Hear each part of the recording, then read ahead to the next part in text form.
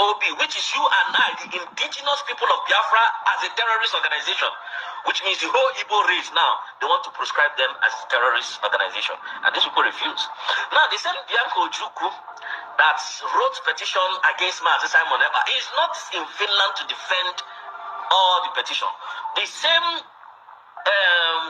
Christopher Musa that is telling you that it was not Christopher Musa that even submitted the petition. So Bianco Ojukwu now went back and told them that this Ekpa that you people are safeguarding has been petitioned by the Nigerian government in 2021 and nothing was done about it. Of being a terrorist in Nigeria, nothing was done about it. I'm giving you people the real gist. Now these people swung into action and said enough is enough. Let's even investigate this young man. And up to today that I'm talking to you, Ekpa has not been found guilty of any crime. Up to today. And that is why the Finnish authorities said they are going to speed the trial, because the trial is not even making any sense to them as well, because nobody is coming forth. Now, if after this whole thing and Epka comes out, because I know it's going to come out very soon, Epka comes out, how would these people that betrayed him, that betrayed Mazi Nnamdi few, betrayed Epka few, betrayed and tried to stop, what is it called, Madam Ngozi Arabweze, how would you people feel? All this your fight, why don't you wait for Epka to come out? Now, their main agenda was not even to arrest Epka, was so that the Finland Convention will not hold. That was their primary objective. Because now, it is now very open that Biafra has been redeclared. Biafra has been declared before, but now Ngozi Arabweze redeclared it on the 29th of December because she didn't know what was going to happen and who was on her side and who was trying to set things up, which I practically understand. So, nobody should blame her. She's a woman. She can panic at any time. And for those of, in fact, if you listen to Tupac songs a lot, you find out where to. Ọrịa ndị Igbo ekene m unu sinulienu iya nwano iya si na anyị ga-azụkọ ụmụ anyị eme gịnị azụ ahịa ekenekwa m unu.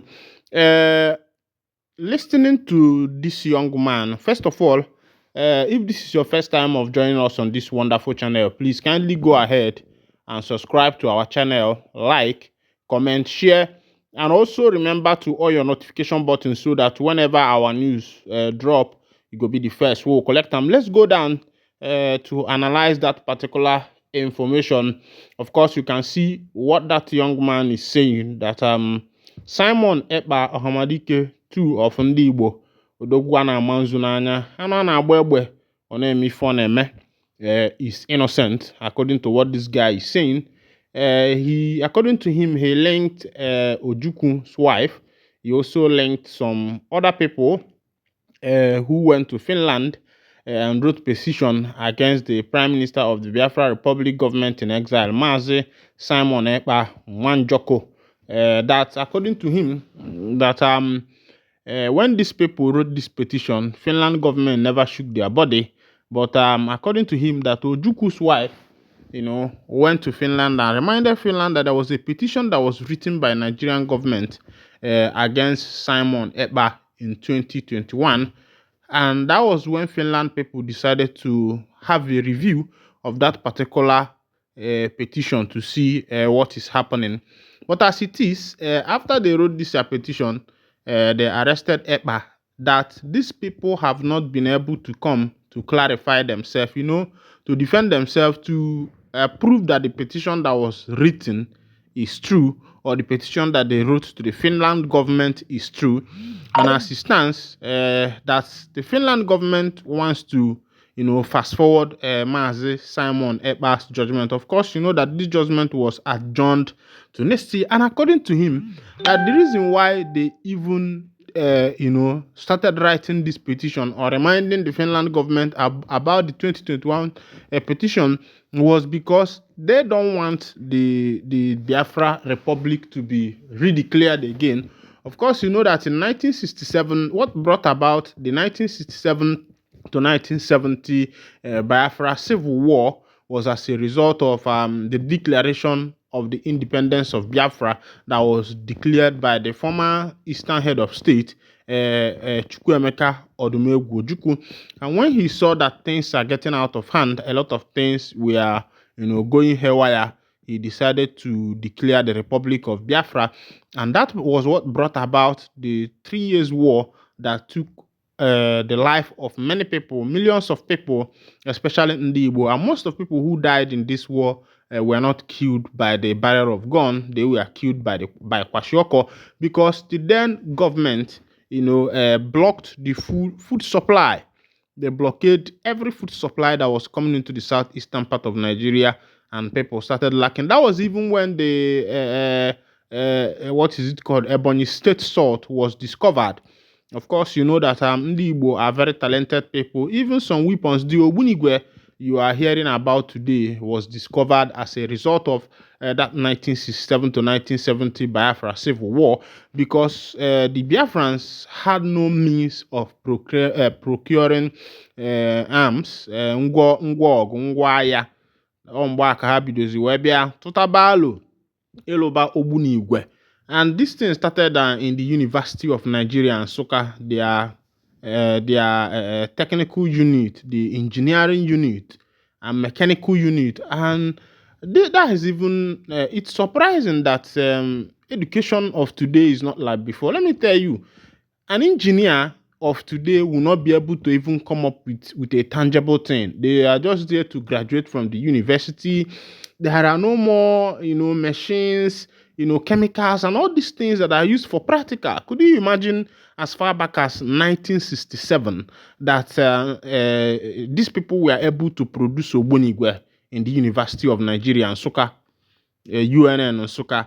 These people were able to produce Ogbunigwe, and even there were some cars that were built by them. That was when they started, using things like this palm oil and the rest of them to power their cars. The Biafrans built a lot of things by themselves, even cars, even guns, and the rest of them. Ngwa ha used then. Mana aju, kedu ife mezili our university system, our educational system? When I was in school, when I was in secondary school, there was this particular subject that is called Intro-Tech. The full meaning is Introductory Technology. While you are in school, in Intro-Tech is part of theory and practical. You do theory, you do practical. That is why some schools that are called GTCs and the rest of them, you see them, once your child graduates from there, they can be able to start up a life.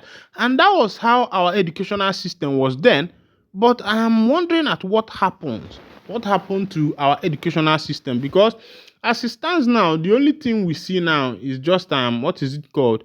It's just everybody's just reading, feeding the brain without feeding you just feed the brain. You're not feeding the mind. You're not feeding your hands. What you are even reading about, you're not seeing. But back to what we are discussing. And after that, the reason why these people even wrote this petition was that they don't want this redeclaration of the Biafra independence or the Biafra referendum. And, another issue is that I don't know why Ndi Igbo are always making themselves available to be used. Why should it be Ojuku's wife? Why should it be him? Why should it be him? I mean her. That's my question. Why should it be her? Why should it be her that took this step? Why should it be her?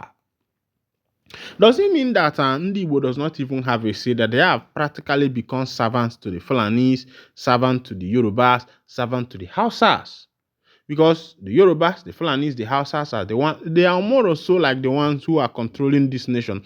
And that is why this crying of marginalization might not stop until this Biafra nation is achieved. Because after the war, the 1967 to 1970 war, the then head of state, Gowon, declared no victor, no vanquish. That's nobody is the victor of this particular battle. That was what he declared.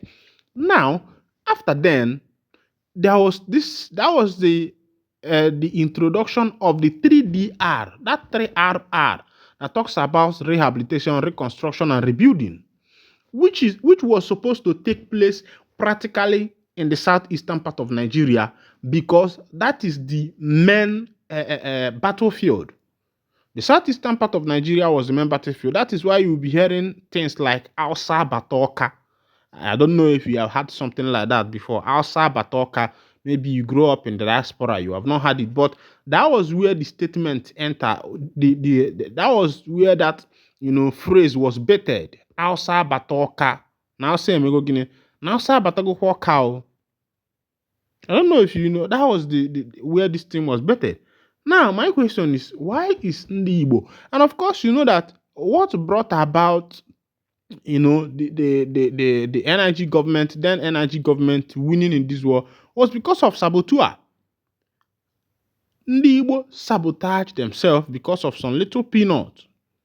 Some little peanut, and some of the part of people that did this thing were the people of the South and the rest of them. Because of little peanut, these people sabotaged effort of 3 years. Sabotaged the blood and the madam round for 3 years. It was sabotaged. Meanwhile, happy December. Afronka Gadla and this year will not see your end, but we'll see the end of this year. Kanja no pota, maho.